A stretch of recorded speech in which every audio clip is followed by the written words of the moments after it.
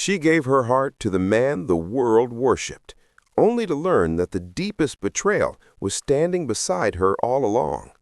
On the night they tried to break her, Evelyn smiled, stepped out of their shadow, and became the woman neither of them could ever control again.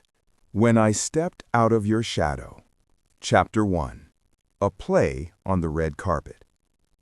That night, the silver gown made me the brightest woman on the red carpet and, at the same time, the most pitiful one.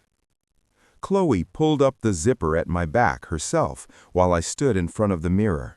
She rested both hands on my shoulders and spoke in that soft, melted sugar voice everyone loved. "You have to say it tonight, Evelyn. Opportunities like this do not come twice. Adrian is actually showing up at the charity gala. You have liked him for years. If you keep staying quiet, when are you ever going to say it?" I met her reflection in the glass.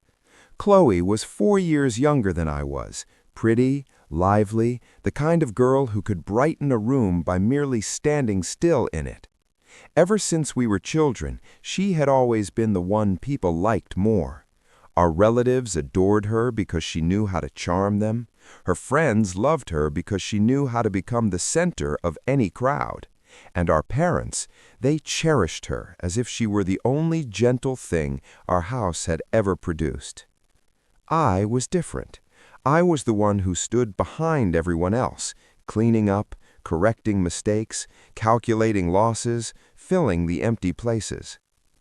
"It feels strange," I said, fastening my pearl earrings and forcing a smile. "Tonight is the company's gala, not a place for private confessions." Chloe leaned her chin against my shoulder. "What is strange about it? The whole city knows you led the Summer Moon campaign. Everyone from the entertainment world and the media will be there. If you speak in public, no one can say you are not sincere. Maybe he will be moved." I did not answer. I did admire Adrian Vale. He was the youngest Best Actor winner in recent years, the kind of star whose face covered billboards all over the city. But what people called my feelings for him was never as dramatic as they made it sound. I had met him only a few times while handling endorsement contracts for Lumiela Beauty, my family's cosmetics company. I admired the way he could stand in front of a crowd and still look composed. I admired that rare sort of presence that made people believe light naturally found its way to him. That was all. What turned simple admiration into a story of obsessive love was Chloe. She had told everyone that I liked Adrian so much I couldn't eat, couldn't sleep, couldn't go a day without mentioning his name. I corrected that rumor once. No one believed me. After that, I grew tired of explaining. In our circles, a lie repeated long enough becomes a fact. My phone vibrated on the vanity table. A message from Adrian flashed across the screen. "Are you on your way?" I froze for half a second. Since our last planning meeting, that was the first time he had texted me first. Before I could reply, Chloe had already seen the screen and lit up like it was she who had received the message. "I told you, he cares." I typed back a short reply. "I'm on my way." She leaned in to read it and laughed. "Be bolder. When you get on stage, look him right in the eye." I turned to her. "Why are you more nervous than I am?" She blinked quickly, then crouched to smooth the hem of my dress. "Because I really want you to be happy." Once, hearing that would have moved me, but that night, for reasons I still could not explain, something cold and thin slid through the bottom of my chest. It was a small feeling, light as bare feet touching stone. Not enough to hurt, but enough to make instinct whisper, "Step back." I went anyway. Moonshore Hotel glittered like an open jewel case. Camera flashes swept across the entrance. Familiar faces from finance, entertainment, and media wove through music, laughter, and the soft ringing of glass against glass. I had organized dozens of events before, but that night my palms still would not stay dry. I did not see Adrian first. The first person I noticed was Julian Cross. He stood near the bar in a black suit, so sharply cut it seemed to absorb the surrounding light. A silver watch flashed beneath his cuff. In the middle of all that noise, he possessed a very particular kind of silence, not withdrawn, not awkward, simply unwilling to dissolve into anyone else's atmosphere. He stood there like a precise line drawn through silk. I knew who he was, chairman of North Crest Capital. The financial press called him the man who could assign value to anything except emotion. A month earlier, I had presented a partnership proposal between Lumiera Beauty and his hotel group. The meeting had lasted 40 minutes. He had spoken little and asked only 3 questions, but all 3 had cut through every decorative layer in my proposal. I spent 3 sleepless nights revising it. On the 4th morning, his secretary sent me a 1-line message. Mr. Cross says you are the only person at Lumiera who understands what she is doing. To this day, I am still not sure whether that was praise or merely a statement of fact. Miss Hart, he inclined his head, you do not look like someone here for work tonight. I smiled politely. Do I look more like trouble? Possibly. His gaze paused on my face for a second longer than necessary. I hope not. I had just opened my mouth to reply when the host announced a surprise segment for the evening. Out of nowhere, Chloe appeared beside me in a pale pink dress, bright-eyed and cheerful, linking her hand through my arm as if we were the closest sisters in the world. "Your turn," she whispered. "My turn? For what?" "The tribute segment for the brand ambassador." Her voice dropped to my ear. "I arranged it. Just speak honestly." Before I could react, a spotlight fell straight over me. My name rang through the ballroom speakers. "Representing Lumiera Beauty's most successful campaign director, Miss Evelyn Hart will now offer our company's thanks to award-winning actor Adrian Vale." Applause broke out instantly. Cameras swung toward me. I looked up just in time to see Adrian walking toward center stage from the opposite side, dressed in a white tuxedo with the same polished smile he wore on every poster in the city. Phones lifted all around him. Chloe squeezed my hand, nearly shaking with excitement.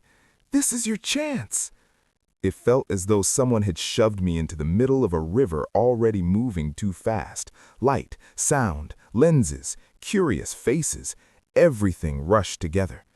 I climbed the stage almost by professional reflex, accepted the microphone, and prepared to say something brief and formal before leaving. That was the plan. Then Chloe gestured from below the stage, both hands clasped beneath her chin, urging me on. At the same time, the host leaned in with the kind of smile that meant he had been told exactly what kind of drama to expect. "We've heard there is something special between Miss Hart and Mr. Vale. Is tonight the night to make it clear?" Laughter rippled through the room. Someone whistled. The stage lights burned directly into my eyes. I froze for 2 seconds. In those 2 seconds, Chloe shouted from below, "Say it, Evelyn!" Say what? I thought. But in our world, one missed beat is all it takes for someone else to write your script. Cameras tightened on my face. Across from me, Adrian was still smiling with the expression of a man already confident the next scene would entertain him. I tightened my grip on the microphone. If this had to end, then I would end it quickly. "Yes," I said, "I did once admire Mr. Vale." The room erupted. I heard Chloe clap first. "I admired his professionalism and discipline," I continued, forcing my voice to stay steady. "If the media ever exaggerated that into something else, then let me be clear tonight. It was admiration, nothing more." "Nothing more?" Adrian cut in, lifting the second microphone. I turned toward him. He lowered his voice just enough for the entire ballroom to hear it clearly.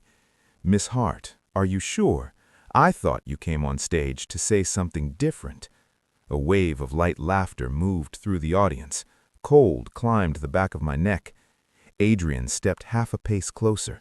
His eyes were gentle. His words were not. I appreciate your regard, truly, but feelings are private matters. And besides, he tilted his head toward the front row where Chloe stood with her hand over her lips. The last person I want to hurt is Chloe. For a second, I thought I had heard him wrong. Chloe covered her mouth as if she were stunned, but in her eyes I saw a gleam I had never seen before. Not surprise, satisfaction. Adrian continued in that soft, moral tone that made him sound almost noble. Chloe and I have been seeing each other for some time. We planned to go public once things were stable. I did not expect Miss Hart to choose a moment like this. The air in the room changed all at once. Whispers rose like a tide. Oh my God, does the older sister like her younger sister's boyfriend? Wasn't Chloe the one helping her all this time? That is the worst part. She looked so calm, too. I stood still with the microphone turning icy in my hand. Every scattered piece of the evening snapped into place with brutal clarity. Adrian's message, Chloe's excitement, the host's question, the crowd's anticipation. They had never meant to give me a chance. They had staged a spectacle and simply waited for me to stand in the exact place they wanted. Chloe rushed onto the stage at just the right moment, like an actress entering on a cue she had rehearsed. "Evelyn," her eyes were red already, "I honestly did not know you still held on to this for so long. I thought you had moved on." Moved on from what? I looked at her and, for the first time in my life, saw how expertly a sweet face could lie. "Chloe," I asked quietly, "what are you doing?" Her tears fell at the perfect second. "I just didn't want you to sink deeper into this. You're my sister. I can't watch you do something that leaves you humiliated in front of everyone." That single sentence sealed me in place as the irrational woman who had lost control. More phones lifted.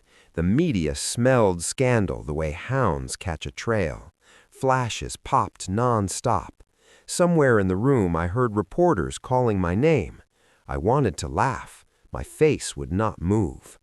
Then a man's voice cut through the room. "Enough." It was not loud, but it was enough to make the ballroom stop as though someone had turned the sound off. Julian set his wine glass down, looked up at the stage and said, "This is a charity gala. If anyone wants to perform a romantic melodrama, choose another venue." The host gave an awkward laugh. Adrian frowned. Chloe bit her lip, somehow making herself look even more wounded. Julian did not look at either of them. He looked directly at me. If Miss Hart says it was professional admiration, then that is what her words should mean. The audience's fantasy is not more valuable than the account of the person involved. I did not know why he spoke. Courtesy, perhaps? Disgust for public theatrics, perhaps? But in that moment, his voice felt like a rope dropping through dark water just before I went under. It did not change the fact that the performance was over. No one cared about truth anymore. I handed the microphone back to the host and stepped down through a storm of whispering. As I passed Adrian, he said under his breath, "I'm sorry, but you should know your place." I stopped for one beat. Then I smiled. "Keep that line for yourself." I walked past him. Only when I reached the corridor outside the ballroom did I realize crescent-shaped marks had been pressed into my palm where my nails had dug into my skin. The mirrored elevator doors reflected a woman whose face had gone almost white. I looked at myself for a long moment and suddenly felt like crying from how absurd everything was. 2 minutes later, my phone exploded. The company group chat was in flames. Friends were sending screenshots. Entertainment accounts had already clipped the stage footage and posted it with lurid captions. "Sister confesses feelings for younger sister's secret boyfriend at gala." In a matter of minutes, the shares multiplied. I was about to silence the phone when a pale gray handkerchief appeared in front of me. I looked up. Julian stood there beneath the cold corridor lights. "Wipe your makeup," he said. "Your mascara is about to run." "Why did you help me?" I asked. His reply was flat. "I didn't help you. I dislike incompetent people who hide behind a crowd." Under other circumstances, I might have felt insulted. Instead, strangely, I felt steadied. The elevator opened with a soft chime. He angled his body and held the door. Going down to the parking garage? I looked at the phone buzzing in my hand, then at my own warped reflection in the polished steel, and stepped inside. The doors shut. That was when the first tear finally slid down my face. I turned away quickly. Julian did not look at me. He said, in the same tone someone might use to read a figure from a report, "Cry now if you need to. Tomorrow you work. The people who most want to see you collapse are the ones who just built that stage for you." I took a deep breath. "I know." He nodded once.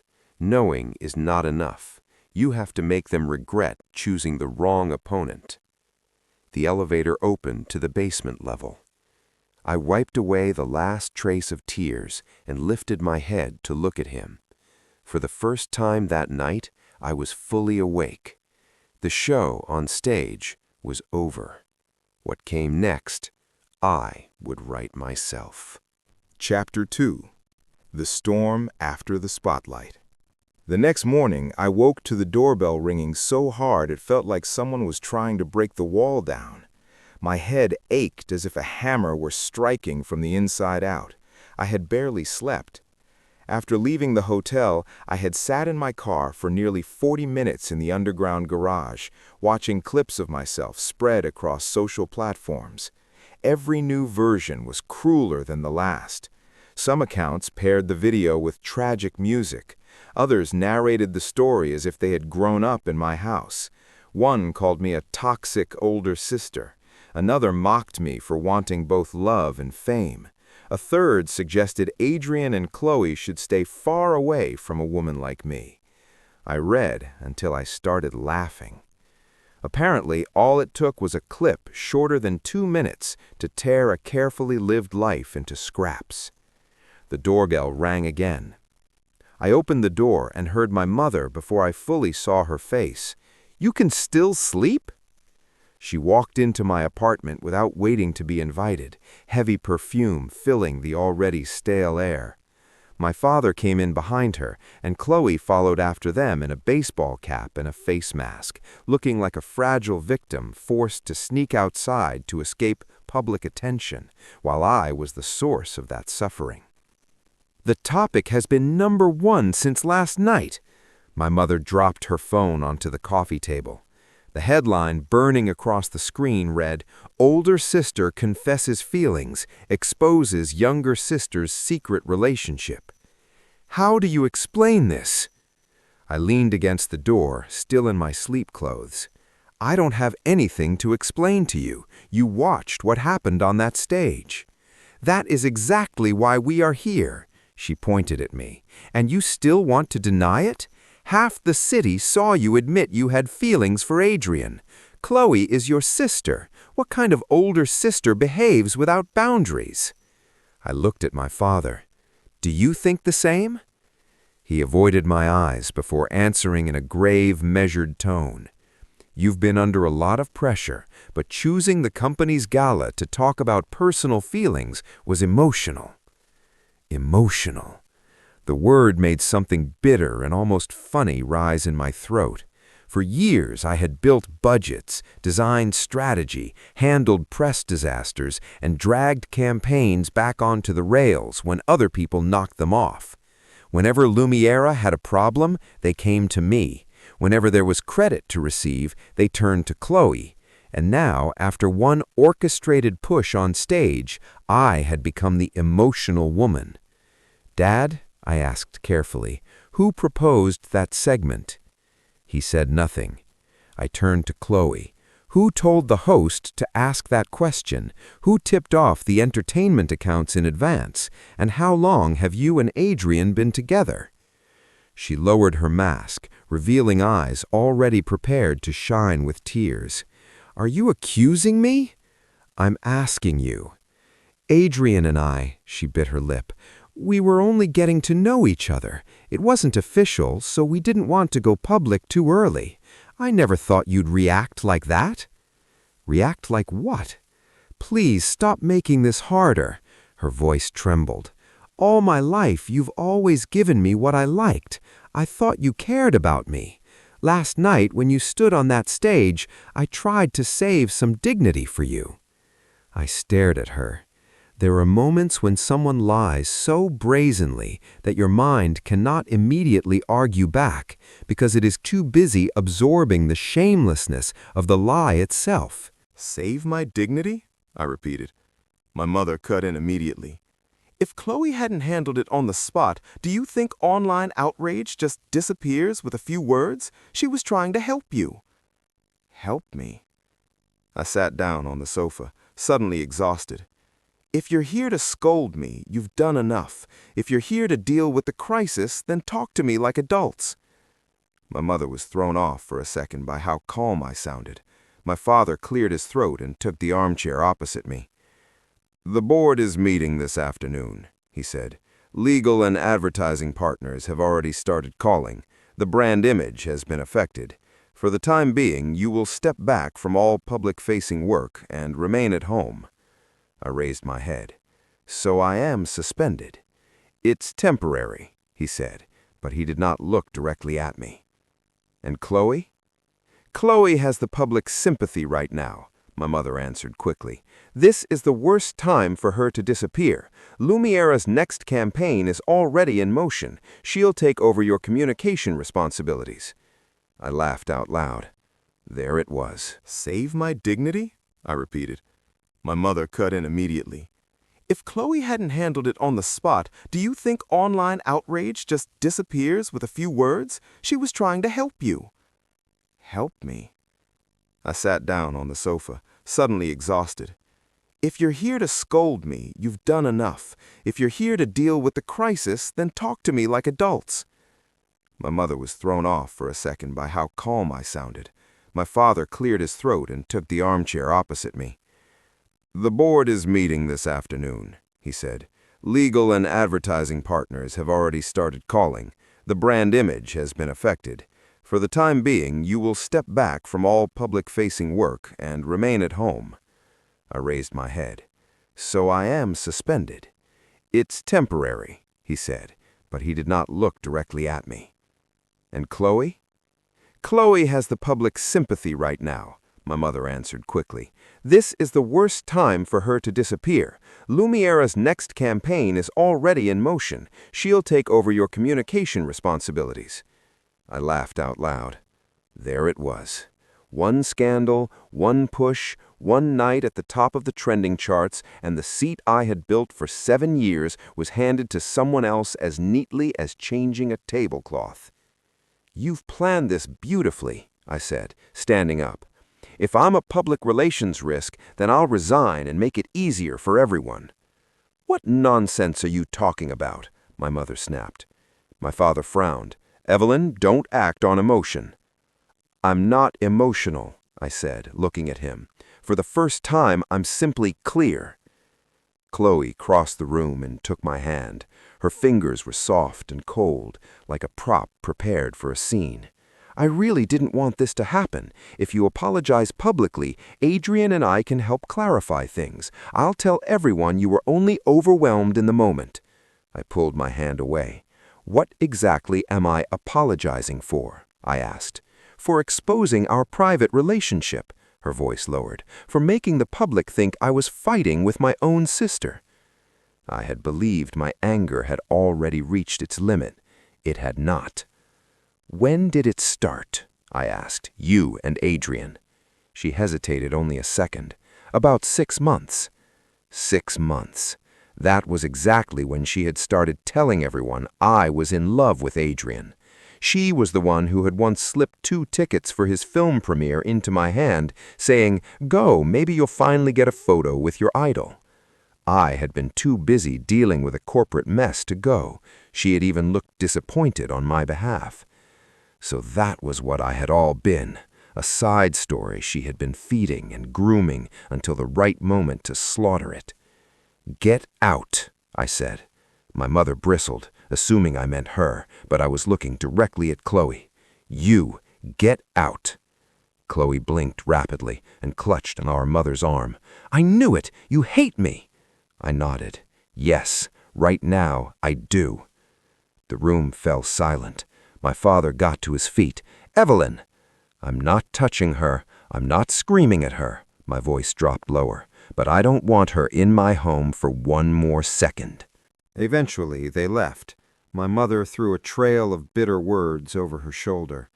My father told me to calm down for a few days. Chloe, just before the elevator doors closed, looked back at me. There was no hurt left in her eyes then, only certainty, the cold certainty of someone who believed she had already won. I closed the door and stayed there with my back against it for a long time. Then my phone rang again. This time it was the company's landline. I answered and heard the board secretary inform me, in the same neutral tone people use when discussing printer paper, that by order of the chairman, all my access to media systems and campaign budgets would be revoked at 10 that morning. "Where is the official notice?" I asked. "It will be sent by email." "Then send it before the lockout." There was a pause. "Yes, Miss Hart." I hung up. At 9:50, I opened my laptop and downloaded every personal folder I still had access to on the company server. Campaign drafts, budget files I had built myself, partner emails carrying my comments, marked up contracts, every document that could prove I was the one truly standing behind projects the public kept assuming Chloe had helped create. At 9:59, my access died. I closed the laptop and drank half a glass of cold water in one long swallow. Then my phone lit up with a message from an unsaved number. "Don't stay home alone. There are reporters in the lobby." I knew at once who it was. I pulled the curtain open by less than an inch. Sure enough, several photographers were already milling around below the building entrance. I typed back, "Do you have someone following me?" His answer came almost immediately. "I only happened to hear that reporters were being sent here because someone in PR was paid to leak your address." My fingertips went cold. I did not need to guess where that had come from. A second message followed. "If you don't want to be tomorrow morning's headline for running from your own building, come down to B2. My car is there." I stared at the screen for a long second before replying, "I don't like owing people." The answer came back, "Then consider this self-preservation." 15 minutes later, wearing a cap and a mask, I took the service elevator down to the basement garage. A black sedan was parked beside column B217, discreet enough to disappear into the dark. The driver opened the rear door for me. Julian was sitting inside with a folder on his lap and an iPad beside him. I got in and removed my mask. "Thank you." "No need." He did not look up. "Have you eaten?" The question startled me. "No." "There is a sandwich on the seat." He finally glanced in my direction. "If you faint in the middle of this, you'll be inconvenient." I looked at the paper bag waiting beside me. The way he took care of things through irritating sentences made something in my throat tighten. I tore the sandwich in half and took a small bite. Cold cheese, soft bread, a trace of salted butter. The taste brought me back into my own body. The car rolled away from the building. "Where are we going?" I asked. "To my office," he said. "I have a proposal." North Crest Capital occupied the upper floors of a glass tower that looked as if it had been assembled out of discipline and reflected sky. On the 39th floor, Julian led me into a conference room with one wall of windows and set a file in front of me. "Read." Inside was a short-term consulting agreement, special projects, confidential strategy, temporary appointment. "You want me to work for you?" I asked. "I want you to work for yourself while being paid by me," he said. "North Crest is already restructuring its partnership with Lumiera. You know the product line, the timeline, the weak points, and the people. That has value. I looked down at the contract again. You think hiring me now won't look suspicious? I don't care how it looks if it is legal and efficient. He folded his hands. Besides, the people tearing you apart online already think the worst of you. There is freedom in that. Despite everything, I almost smiled. He went on, "This is not charity. You will work hard, and I will be demanding." That doesn't sound different from my life before. This time, you'll be standing in a place where your work is actually attached to your name. Something shifted quietly inside me. At Lumiera, my labor had always belonged to the company before it belonged to me. At home, my sacrifices were expected before they were acknowledged. Even my silence had been treated as family property. But Julian said it so plainly, "Your work, your name," as if that should have been obvious all along. I signed. He took the contract back, glanced at the last page, and nodded. "Good." "That's all?" I asked. "What else were you expecting? Music?" I let out a short laugh. It was the first real one I had managed since the gala. He slid another folder across the table. "Now work." Inside were the preliminary materials for Lumiera's upcoming launch, a premium skincare line tied to a hotel wellness collaboration, product mock-ups, draft timelines, venue options, sponsor notes. Half the planning belonged to work I had once started before Chloe pushed her way into the front of the campaign. "The launch window is too aggressive," I said after 10 minutes of scanning. "If they stick to this schedule, quality control will become the first point of failure." Julian's gaze sharpened. "Explain." So I did.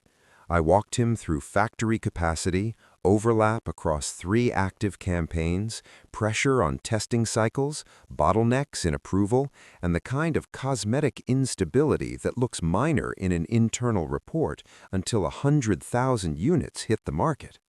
He listened without interrupting. When I finished, he asked only one question. "Can you prove it?" "I can if I still have some of the backup data I downloaded." "Then start there." For the rest of the afternoon, I worked inside Northcrest's glass and steel quiet, while the internet continued tearing me apart somewhere else. Strangely, I found I could breathe there. No whispers, no sideways glances, no half-hidden satisfaction disguised as concern. People moved quickly, spoke clearly, and finished what they started. I had not realized how starved I was for a place where competence mattered more than affection. Near sunset, my phone buzzed again. My father's name appeared on the screen. I did not answer. A few minutes later came a message from Chloe. "You don't have to do this. We can still fix things if you cooperate." I stared at the sentence until the words lost shape. Then I put the phone face down and kept working. At 6:30, Julian's assistant informed us dinner had been brought in. Neither of us moved. At 7, he finally looked up from his screen and asked, "What exactly do you want, Evelyn?"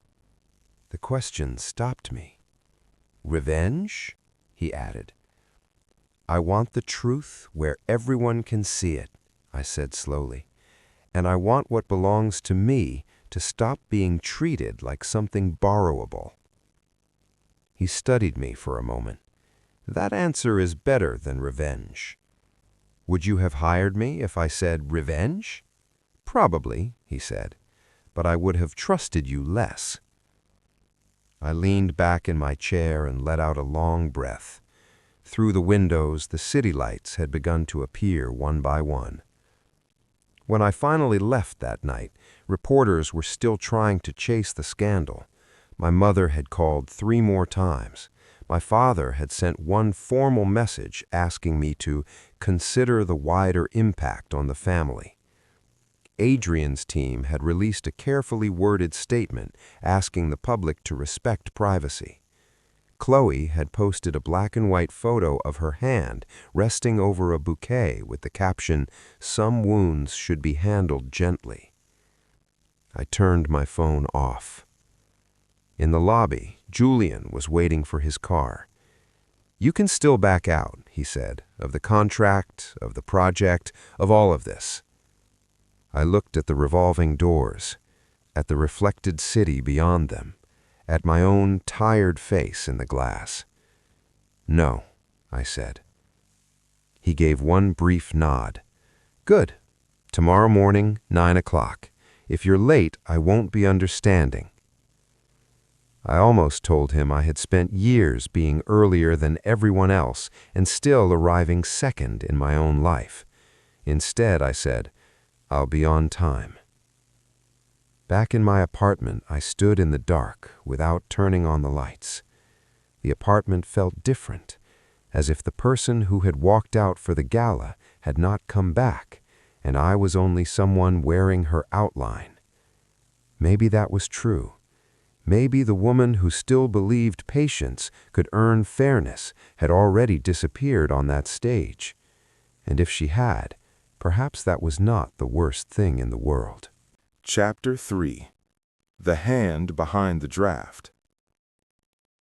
3 days later, the scandal still floated near the top of every entertainment feed, but my name was no longer being used as if it belonged to a person. It had become a label, a cautionary joke, a shortcut for a woman who had supposedly overstepped and embarrassed herself. Every time my phone vibrated, some new variation of the same story appeared. I stopped answering anyone. Northcrest's 39th floor was so quiet it felt almost sterile. There were no half-hidden conversations, no eyes sliding over clothes and expressions, no people pretending concern while waiting to see who would fall next. People walked fast, spoke enough, and finished things. I had never expected a place so disciplined to feel like relief, but it did. The special project team had 6 people, 2 from supply chain, 1 from legal, 1 from data, 1 from the hotel division, and me. On paper, the team was led by the deputy COO. In reality, everyone knew every serious decision would end up on Julian Cross's desk. He arrived 7 minutes late to our first formal meeting. He did not apologize. He did not waste time with introductions. "The fatal point of this project," he said, taking his seat. "Where is it?" The room went still. I opened my laptop and projected the revised timeline. Not the publicity strategy, the trial production run. One of the supply chain managers frowned. Lumiera already guaranteed the plant's capacity. "I know." I switched to the quality data. "These are the internal stability reports from the last 3 batches. The active ingredient variance is already beyond the internal warning threshold. If they force the launch in 3 weeks, there's a real chance of a quality issue." Every head in the room turned toward me. Julian leaned back in his chair and steepled his fingers.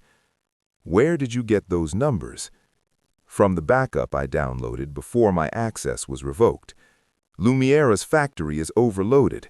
They're running 3 campaigns at once. Chloe doesn't understand any of this. She only sees a beautiful launch date." The legal officer tapped his pen once against the table. "If quality risk is already visible, we should activate an alternate production partner immediately." "I agree. But if we switch partners right now, Lumiera will suspect I moved first to sabotage the contract. Chloe will turn that into proof that I'm retaliating against the company." Julian's eyes stayed on me. "What do you want, then?" I took a breath. "I want them to expose the problem themselves." One dark brow lifted. "Go on." I took a breath. "Keep the campaign moving outwardly as planned, but separate the final testing under our side of the partnership. At the same time, introduce a public-facing quality disclosure standard, something safe, proper, impossible to reject without looking evasive.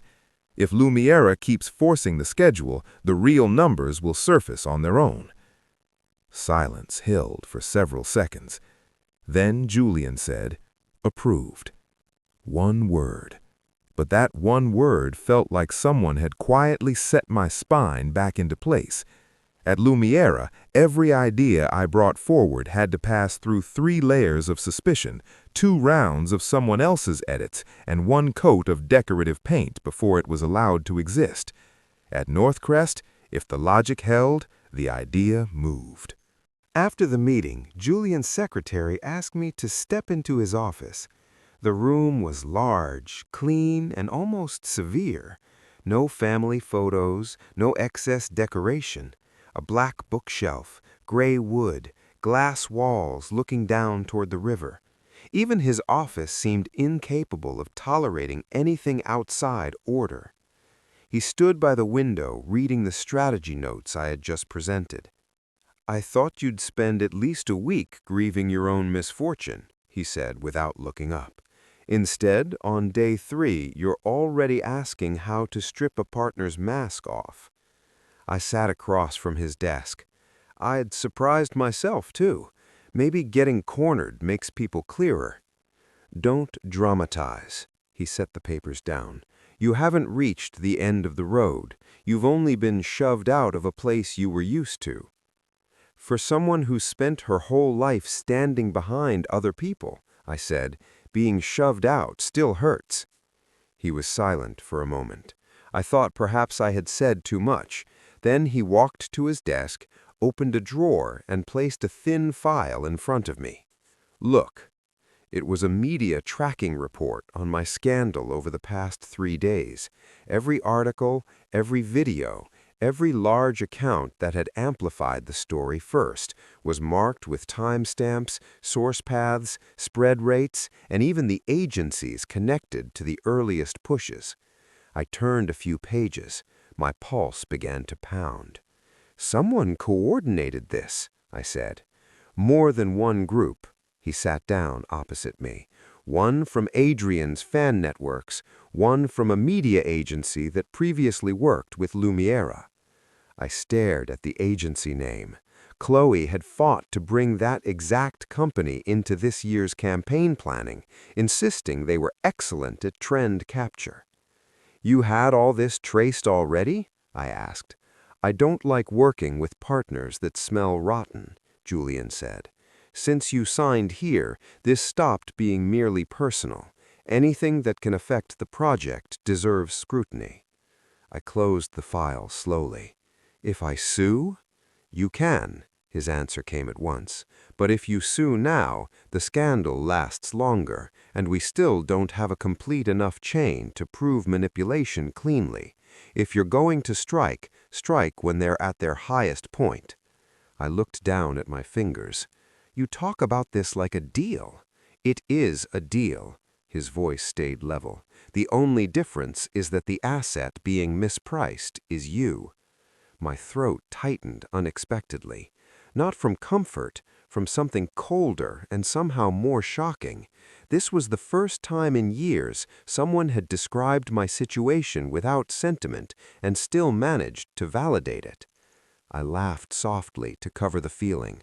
"You have a talent for making people want to thank you and argue with you at the same time. It means I'm effective." He pushed a flash drive across the desk. Inside are restored emails between that agency and a side address registered under the name of a former Lumiera employee. Whoever used it deleted things well, but our IT team recovered the attachment history. "Does it connect to Chloe?" "Not enough to conclude that yet." His gaze held mine. "But enough to prove you are not imagining things." I closed my hand around the drive. That afternoon, for the first time, I called someone from my old office. Stella Hayes picked up on the second ring. She had led Lumiere's visual design team for 4 years and had worked beside me through more deadlines than either of us cared to remember. Her voice was lowered, as if she were hiding in a stairwell. "Evelyn? It's me." I skipped the greetings. "Who approved the final stage cue for the gala?" Stella was quiet for a long time. "Why are you asking?" so I can measure how stupid I was. She exhaled softly. I knew you'd call sooner or later. The final cue was changed by Chloe's communications office. The host was their addition, too. The original script was just a thank you for partners, no personal question. They changed it about 40 minutes before you went on stage. I closed my eyes. There's more, Stella whispered. This morning, our team was revising the concept package for the new launch. I realized the key visual they're using now is almost exactly your draft from last month. They only changed the main color. The presenter name on the deck is Chloe's. A silent laugh slipped out of me. Send me the original and the current version. I can't use my company email. They're checking the logs. Use your personal account. I'll take responsibility. She hesitated. Evelyn, are you coming back? I opened my eyes and looked through the glass toward the city, which had just begun to light up. No, I said. I'm taking back what is mine. That night, I stayed at the office until nearly 11. When I stepped out of the small meeting room, only a few pools of light remained on the floor. Northcrest never truly emptied, but after hours it grew quieter still. Passing the pantry, I saw Julian standing there making coffee. I stopped at the doorway. So the chairman gets tired after all? He turned and, to my surprise, seemed briefly caught off guard to find me still there.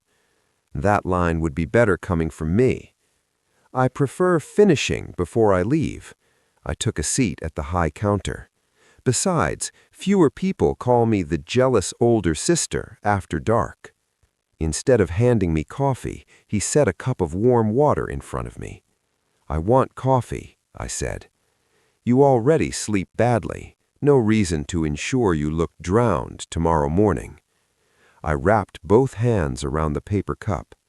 You criticize people's appearance very casually. I describe reality.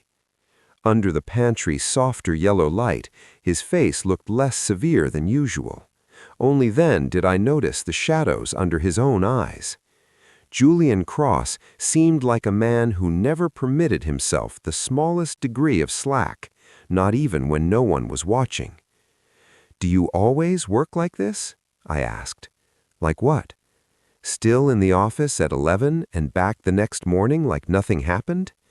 He set down his mug and leaned against the counter. I grew up in a family where if you were one step slow, someone else took your place. You get used to it. Stella Hayes picked up on the second ring. She had led Lumiere's visual design team for 4 years and had worked beside me through more deadlines than either of us cared to remember. Her voice was lowered, as if she were hiding in a stairwell. Evelyn? It's me. I skipped the greetings. Who approved the final stage cue for the gala?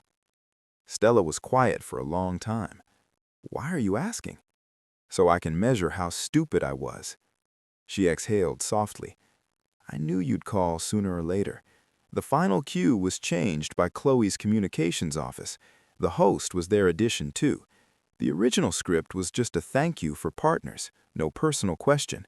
They changed it about 40 minutes before you went on stage. I closed my eyes. There's more, Stella whispered. This morning, our team was revising the concept package for the new launch. I realized the key visual they're using now is almost exactly your draft from last month. They only changed the main color. The presenter name on the deck is Chloe's. A silent laugh slipped out of me. Send me the original and the current version. I can't use my company email. They're checking the logs. Use your personal account. I'll take responsibility. She hesitated. Evelyn, are you coming back? I opened my eyes and looked through the glass toward the city, which had just begun to light up. No, I said. I'm taking back what is mine. That night, I stayed at the office until nearly 11. When I stepped out of the small meeting room, only a few pools of light remained on the floor. Northcrest never truly emptied, but after hours it grew quieter still. Passing the pantry, I saw Julian standing there making coffee. I stopped at the doorway. So, the chairman gets tired after all? He turned and, to my surprise, seemed briefly caught off guard to find me still there. That line would be better coming from you. I prefer finishing before I leave. I took a seat at the high counter. Besides, fewer people call me the jealous older sister after dark. Instead of handing me coffee, he set a cup of warm water in front of me. I want coffee, I said. You already sleep badly, he replied. No reason to ensure you look drowned tomorrow morning. I wrapped both hands around the paper cup. You criticize people's appearance very casually. I describe reality. Under the pantry's softer yellow light, his face looked less severe than usual.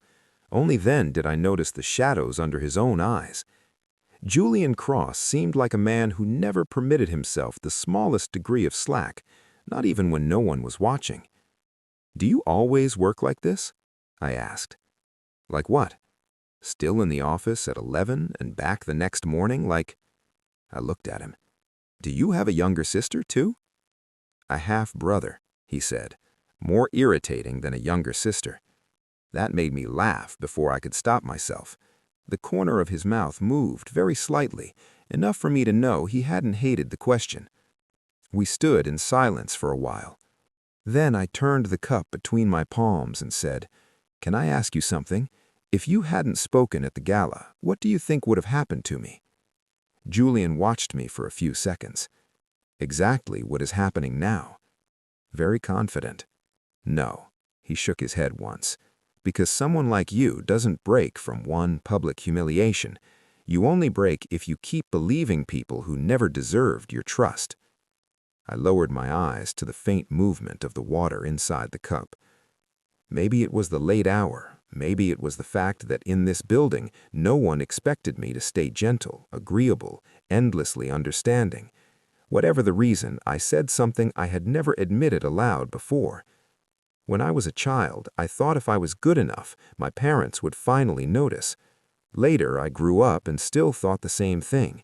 One more task, one more mistake covered, one more sacrifice, one more thing surrendered. Surely, at some point, they would be fair.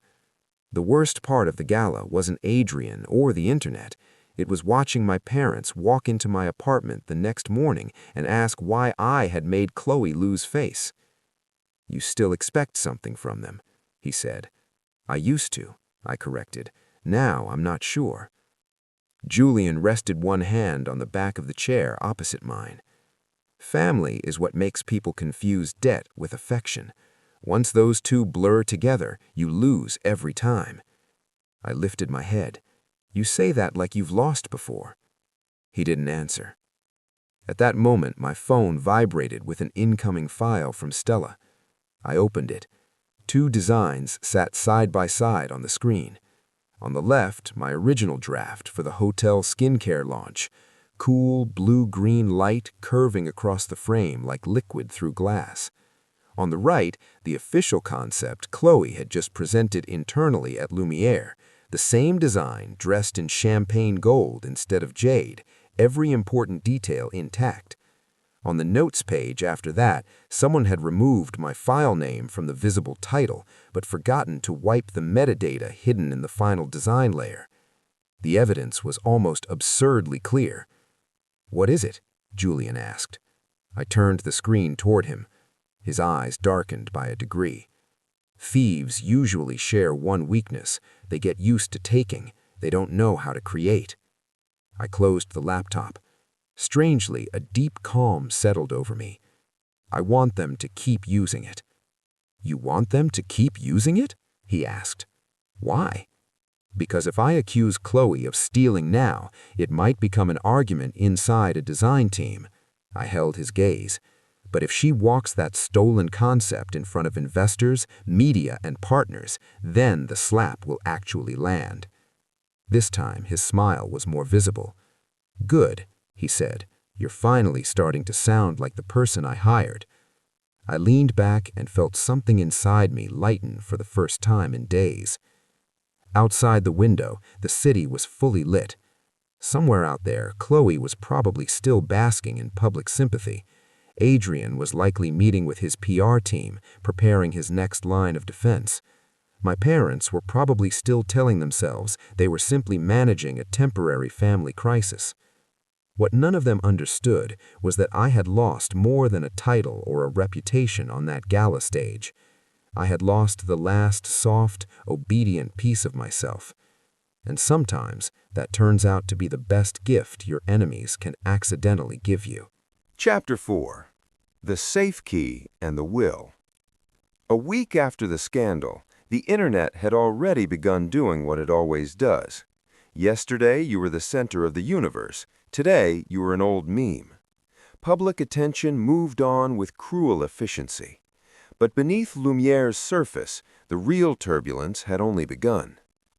Chloe stepped into my external responsibilities so smoothly it looked less like an emergency solution and more like a long-awaited rehearsal finally reaching opening night. Photos of her visiting factories, meeting partners, and sitting in the front row at beauty forums appeared on the company's internal channels one after another. Each article slipped in the same line, almost casually.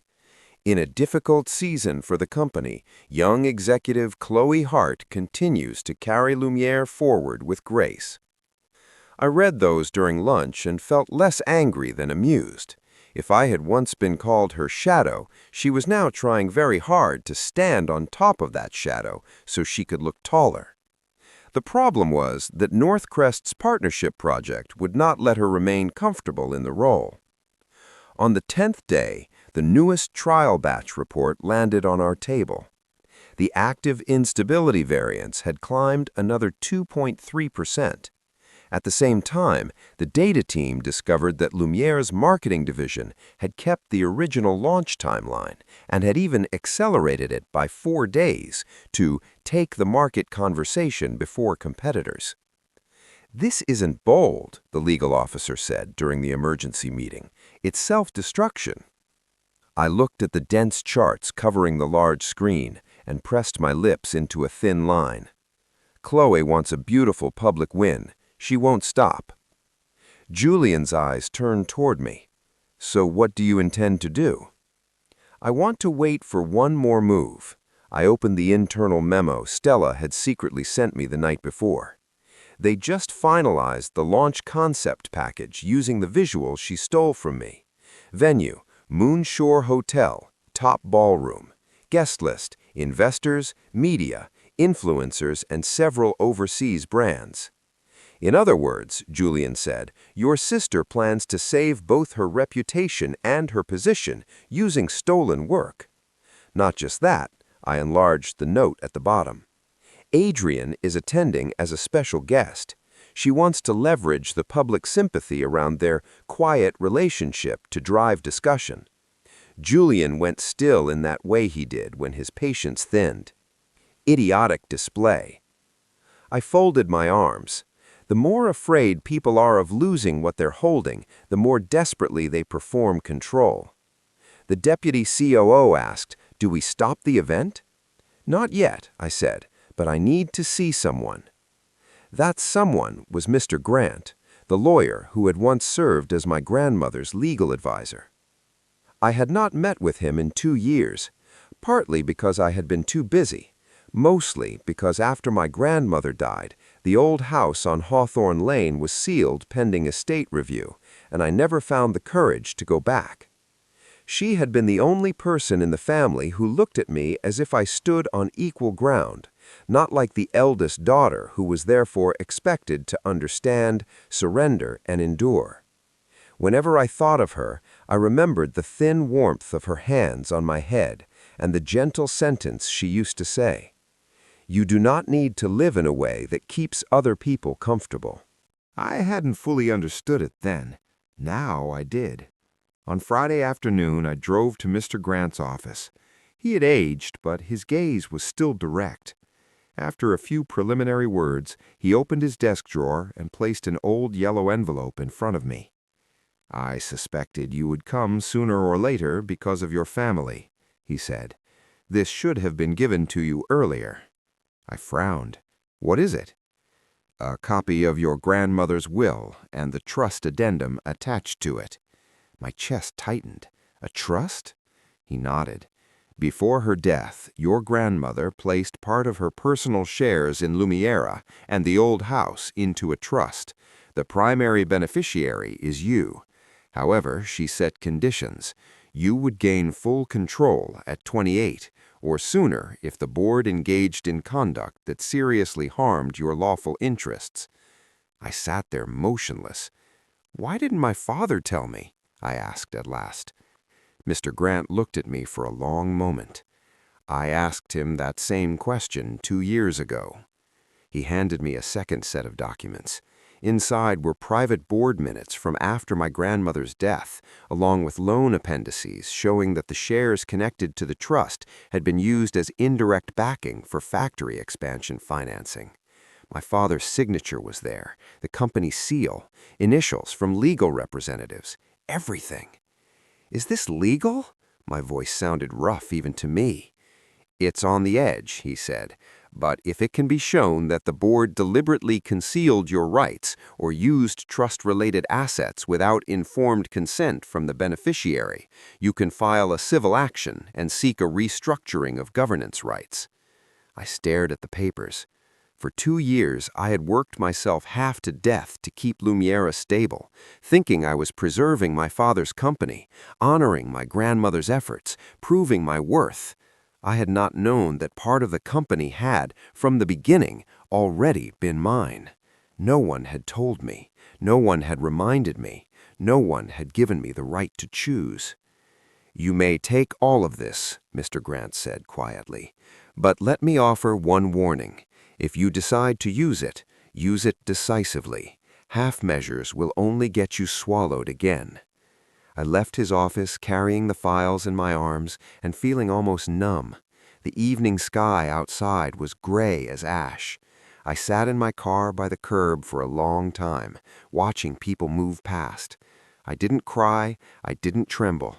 It only felt as though somewhere inside me a sealed chamber had finally cracked all the way open. Around 7 o'clock, my phone rang. Julian. I'm in the parking garage below Mr. Grant's building, he said as soon as I answered.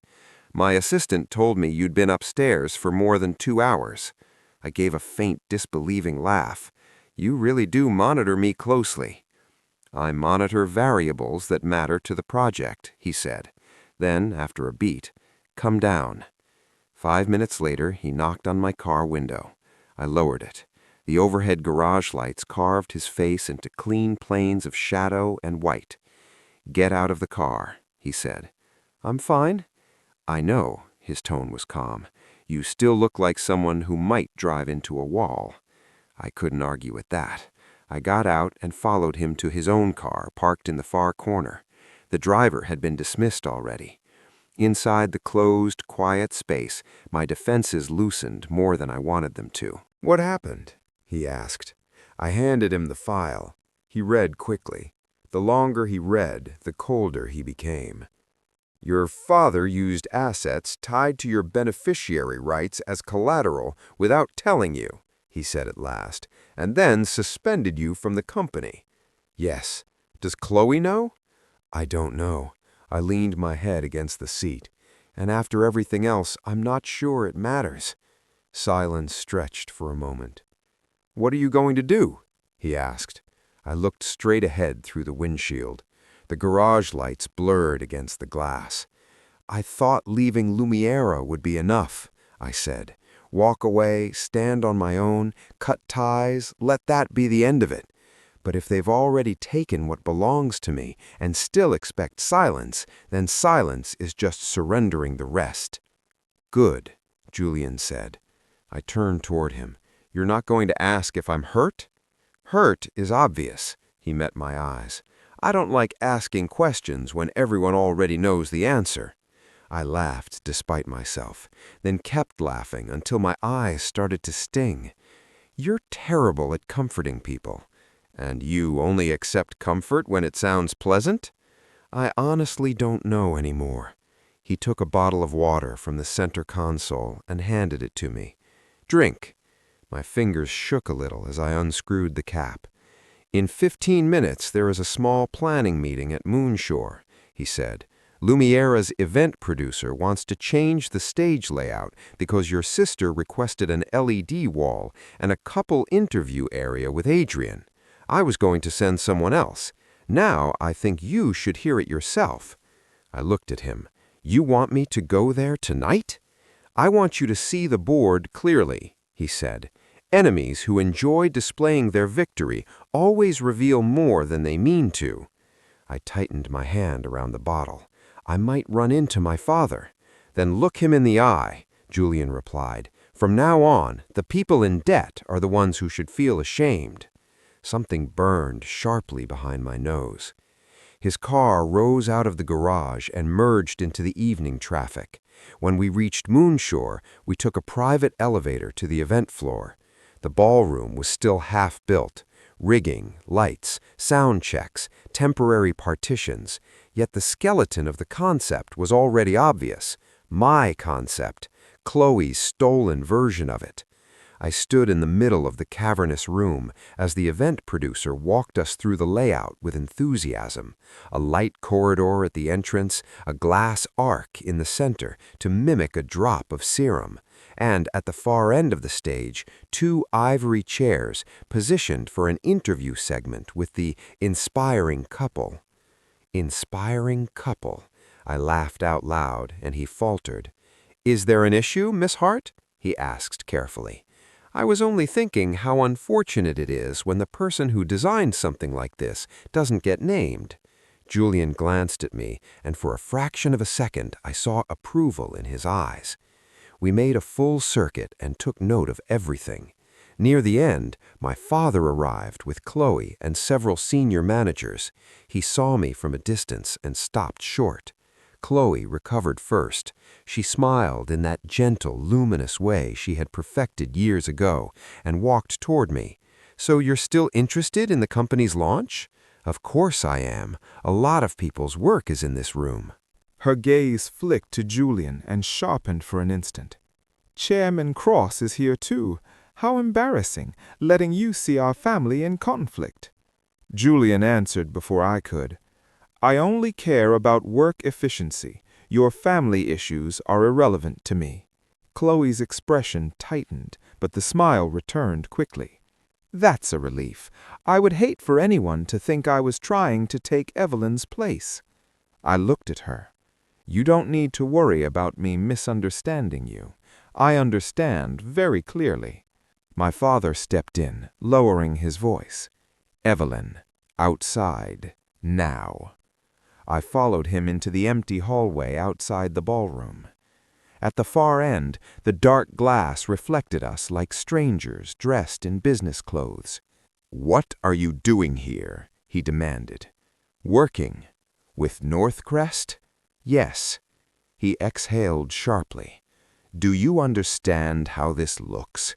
If you interfere in this project from their side, what do you think people will say?" I laughed once. "What strangers say matters more to you than the fact that your daughter was set up on a stage?" His jaw tightened. "What happened that night? I know you are upset, but the company is in a delicate period.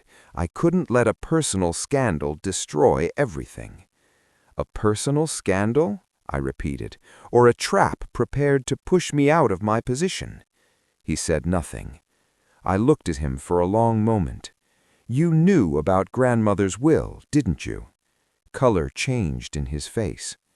"Why didn't you tell me?" I asked. "Why was the portion tied to my rights used like collateral? Why was I working day and night to keep Lumiera alive, while the board treated me like an employee whose account could be locked any time?" "It's more complicated than you think," he said.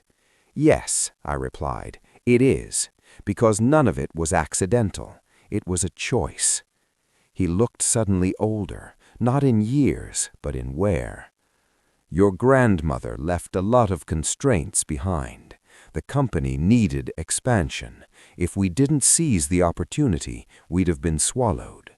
I planned to tell you once you were more stable." "When?" I asked. "After Chloe fully took my place?" He did not answer. Something in me turned cold all the way through. There are explanations that hurt more than silence, because they prove the other person did think carefully and still chose not to stand beside you. From now on, I said very slowly, I will not let anyone represent my interests for me. His head snapped toward me. Are you planning to turn against your own family? I smiled. No, Dad, I'm planning to stand on my own side. I turned back toward the ballroom. Julian was still by the entrance, waiting as if he knew I would return instead of walking away. Finished? He asked. Not finished, I said. Started. On the drive back, I opened my laptop and built a new list. Column 1, evidence of manipulated media circulation. Column 2, evidence of stolen creative work. Column 3, quality risk reports. Column 4, the will and trust documents. 4 blades. The only remaining question was timing. Julian glanced once at the screen. Planning a war? I work in strategy, I said. The difference is mostly branding. Then tell me where I stand in your strategy. I turned toward him, surprised. Where do you want to stand? He kept his eyes on the road ahead. Where you need me most, but I don't serve as a shield for someone still hesitating. For a few seconds, I said nothing. Then I closed the laptop. All right, then I won't hesitate anymore. Outside the window, the city lights ran in long, molten lines across the wet streets. I knew then that the road back to being the accommodating daughter, the girl who endured, yielded, and explained herself softly, was sealed behind me. And for the first time, I did not mourn it. Chapter 5. Announcement Night at Moonshore. Launch night arrived faster than I expected. Moonshore Hotel blazed from the ground floor to the top ballroom. Lumiera's new product line logo hung all along the entrance corridor, champagne gold washing every surface in luxury so polished it bordered on stubbornness. Inside the ballroom, the concept stolen from me had been built in full. The glass arc, the ribbon of light flowing like a line of serum, the LED backdrop opening into an artificial midnight sky that glittered just a little too hard. If I had not known exactly where it came from, I might have admitted Chloe had real talent for using beauty to disguise emptiness. I arrived 10 minutes late by the entrance reserved for Northcrest's organizing team. My dress was black, fitted, and free of any glitter. My hair was twisted low at the nape of my neck. My lipstick was a deep red. I had no desire to be the most beautiful woman in the room. I only needed to be the one no one could afford to dismiss. Julian was waiting in the side foyer. He wore a charcoal suit and black tie, every line of him clean and severe enough to look as if he had been cut out of the air itself. When his gaze settled on me, I realized with some alarm that my heart was still capable of missing a beat even now. "You're late," he said. "I had to choose a lipstick." A difficult strategic decision? Very. I looked him over. You, on the other hand, never seem to choose. Every suit you wear makes you look like you're about to acquire a company. One corner of his mouth moved. Is that a compliment? Interpret it however you like. He tilted slightly, enough for me to fall into step beside him. Everything is ready. The independent testing team is here. Mr. Grant is in the waiting room. Press seating has been positioned to capture the stage cleanly. So, the blades are sharpened? Now we only need the person willing to use them. His eyes rested on me for a moment. Last chance? Are you changing your mind? I thought of my father's face. I thought of Chloe looking up at me on the gala stage, eyes bright with victory after throwing the first stone. I thought of all the years I had spent blaming myself, convinced there had to be some corner where I simply had not tried hard enough. I thought of my grandmother's will in my case, like a hand from the past pressing steadily against my shoulder. "No," I said. "Tonight she learns what a price looks like." The announcement event opened with a 3-minute film. Lumiera's new product line appeared on the huge LED screen in a white lab coat, walking through the factory, bending over formulas, smiling at staff, while a warm voiceover praised her as a new generation executive bringing vision to Lumiera. The audience applauded exactly when it was supposed to. Adrian sat in the front row as a special guest. My father occupied the center of the VIP section, his face tighter than usual. Julian and I stood inside the control room behind the back wall. Through the darkened glass, we could see the entire stage while no one outside could see us. "She's performing well," I said. "Not as well as your sister did at the gala," Julian replied. A short laugh escaped me. Chloe took the stage in an ivory dress. The music lowered. She lifted the microphone with a smile so perfect it might have been measured. "Thank you all for being here tonight," she began. "A brand does not simply sell a product, it sells trust. Over the past weeks, Lumiera has endured misunderstanding and turbulence, but those moments have taught me that only sincerity and courage allow people to keep moving forward." I stood listening with my arms folded. She had become even more skillful at wrapping ugly things in beautiful words. When she introduced the campaign concept, the giant screen behind her unfolded image after image I knew by heart. Every arc of light, every shadow line, every reflective plane carried me back to the nights I had sat alone in my apartment, revising the design again and again, until the mood matched what I wanted it to say. "Our central inspiration," Chloe said, "comes from the moment a woman sees the best version of herself in the mirror." I turned to the technical director. "Prepare Pew B." He nodded. Chloe continued, "And I want to thank the team who worked with me on every detail to create a night—" "Let's pause there." Julian's voice rang out from the audience, deep and precise enough to bring the whole room to a stop. At some point, he had left the control room without my noticing. Now he stood in the central aisle, holding the spare microphone the organizers had prepared in advance. Chloe faltered for one heartbeat, then recovered her smile. "Chairman Cross, do you have feedback on the project?" "Yes," he said, taking several measured steps forward. "Since Northcrest is a strategic partner in this product line, I think a night devoted to trust should begin by respecting the truth." The ballroom stirred. Cameras swung immediately toward him. My father half rose from his seat before sitting back down again. I saw his fingers tighten against the armrest. Chloe kept her tone smooth. "What part of the truth would you like to discuss?" "The first part," Julian said. "Who created the concept that was just presented?" That was when I stepped out of the control room. The stage lights found me almost instantly. The reaction spread through the audience like fire through dry paper. I heard my name whispered in startled fragments. "Evelyn Hart? Why is she here? Wasn't she suspended?"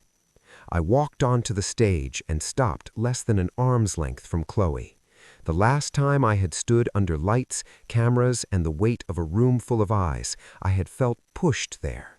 This time, I had climbed up by choice.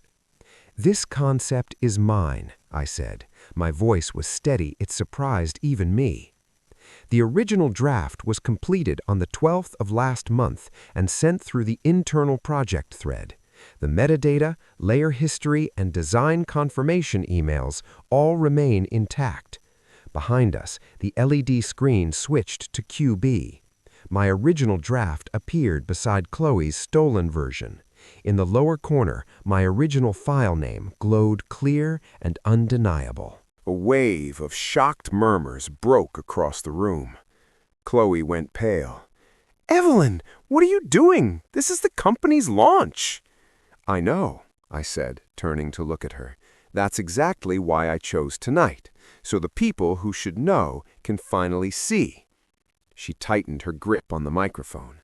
What proof do you have that you didn't alter these files afterward? You already left the company. You could easily be inventing this to retaliate against me.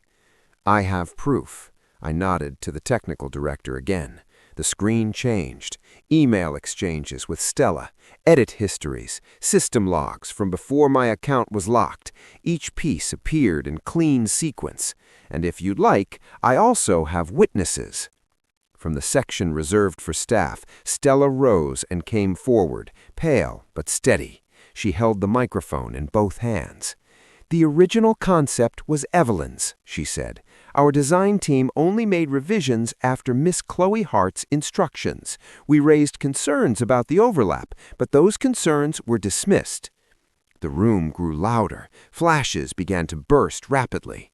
Chloe turned toward my father. "Dad!" He remained seated, as if he had not yet found a way to preserve the last fragments of authority on his face. Adrian stood at last.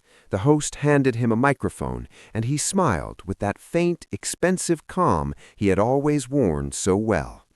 "Miss Hart," he said, "whatever misunderstanding exists between you and your sister, bringing internal media matters into an event like this doesn't seem especially appropriate."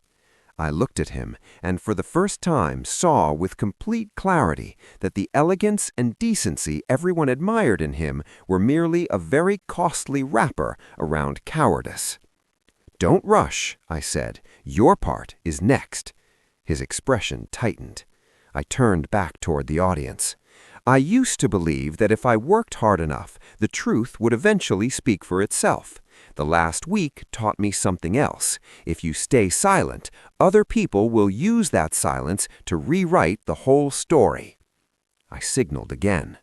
The screen changed to the second body of evidence, distribution maps showing coordinated media amplification, major accounts posting within 18 minutes of the gala, and an email chain between the agency and a side address linked to Chloe's team. Phrases lit up across the giant screen in stark white text. "Push the older sister obsession angle. Prioritize the crying clip. Let the fan clubs lead the first wave." The ballroom exploded. "That's media manipulation. That agency really did work with Lumiera. Was the whole thing planned?" Chloe took a step backward. "I don't know where those emails came from. You forged them. You're making this up to hurt me." "I never said you sent them," I replied, smiling slightly. "Why are you so quick to claim them?" Her face drained further. Adrian's frown deepened. I did not miss it. "And you," I turned to him, "at the gala, you told me I should know my place. I thought about that line a great deal. Tonight, I'm returning it to you." The screen shifted again. This time, it displayed extracted messages from the restored phone backup of a former manager who had since begun cooperating with Northcrest's legal team. The messages were simple. "It will be better if your sister says it herself. I'll handle the rest. Don't worry, she still thinks I'm helping her."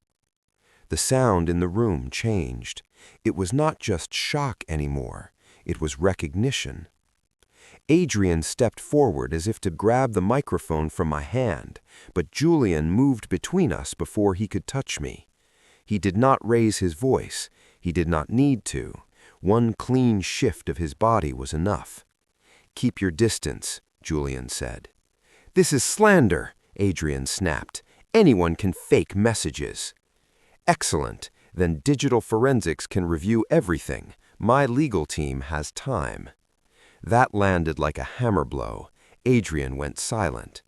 Men like him are rarely afraid of being disliked. What terrifies them is being devalued. I thought that might be enough. It wasn't.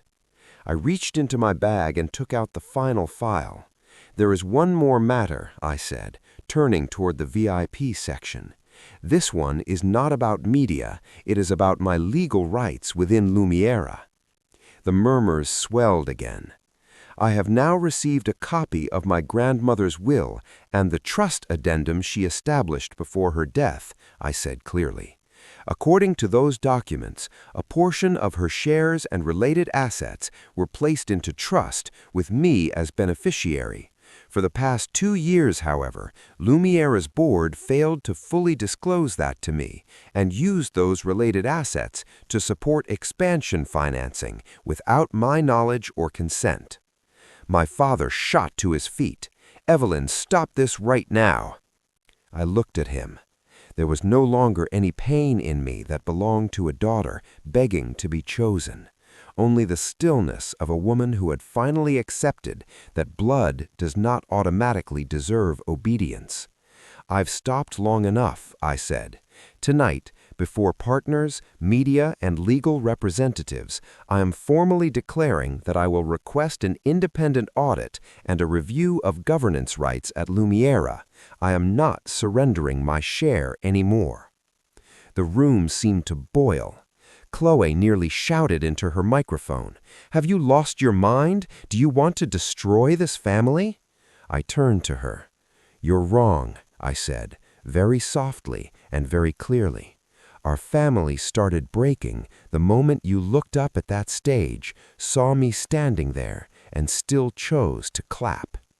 For a second, she went rigid. Then, in front of hundreds of cameras, Chloe truly cried. Not the carefully angled tears she knew how to produce on command. Real tears, the kind that break loose when someone realizes the stage has changed hands. She struggled to breathe. "I was afraid no one would ever see me. Grandma always praised you.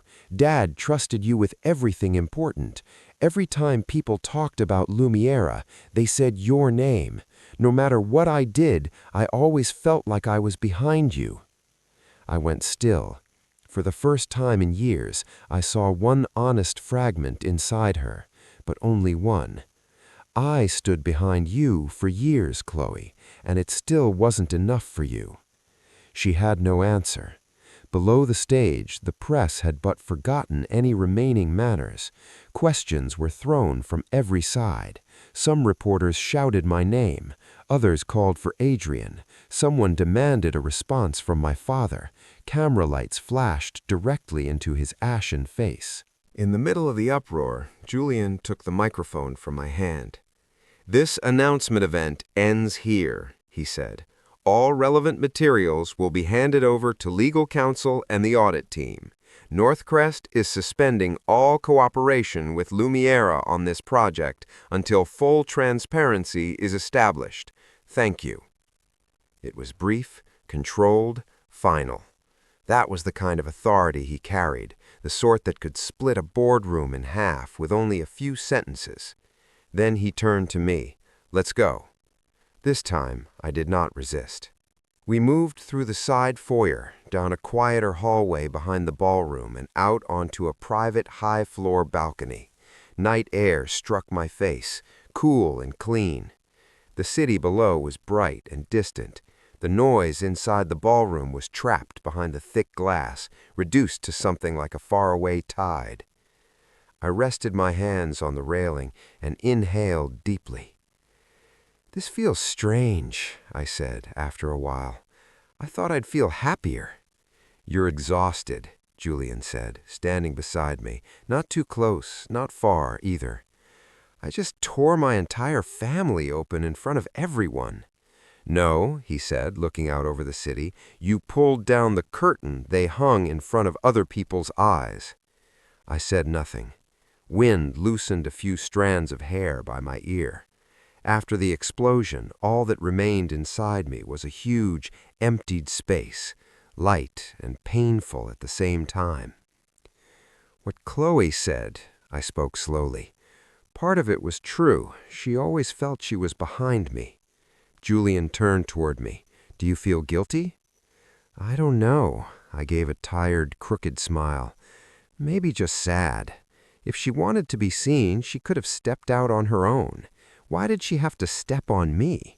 "Because stepping out on your own is harder," he said. "Taking someone else's place is the easiest road for weak people." I looked at him. "You really don't know how to say anything gently. Do you need gentleness right now?"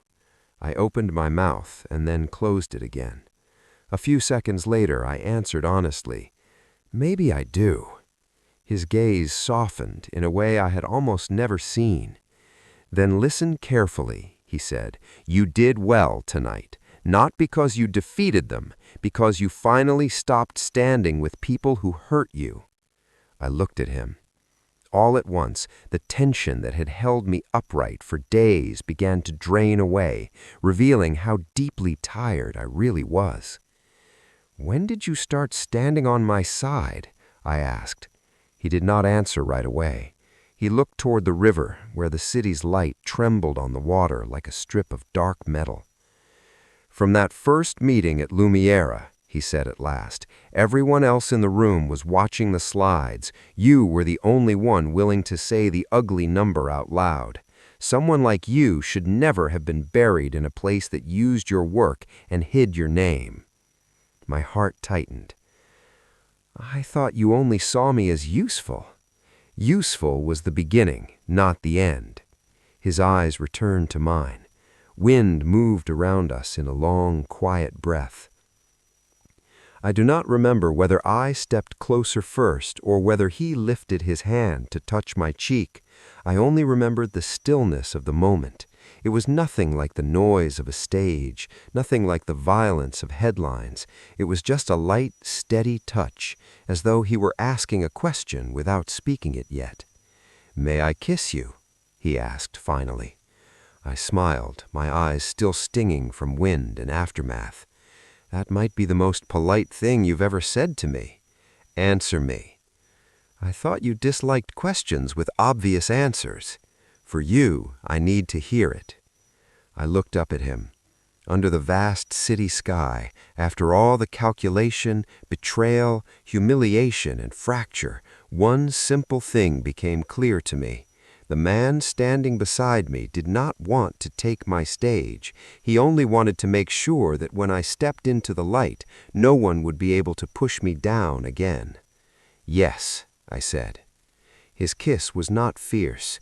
It was slow, certain, and grounded, exactly like him. Enough to tell me I no longer had to hold every part of myself rigid just to survive. A moment later, my phone began vibrating relentlessly. The press had probably detonated online. Legal teams were surely spiraling into motion. My father would call. Adrian's lawyers might call. Chloe might cry, rage, beg, or fight harder. All of that belonged to tomorrow. Tonight, I stood on a high balcony with the man beside me, the city spread below like a giant mirror made of light. I had spent too long living in the hope that someone else would finally choose to see me. Only now did I understand that the most precious thing was never being acknowledged by people who had no intention of looking in my direction. It was stepping out of the shadow they pressed over me and choosing to live brightly in a life that was mine. Behind the glass, the ballroom lights still burned, but this time I did not belong to that stage. I belonged to myself. Hey there! If you enjoy our audio content, don't forget to hit that like button and share this video with your friends. Most importantly, click subscribe and ring the bell to stay updated with everything Zuzu Audio. Support the channel and join our community today.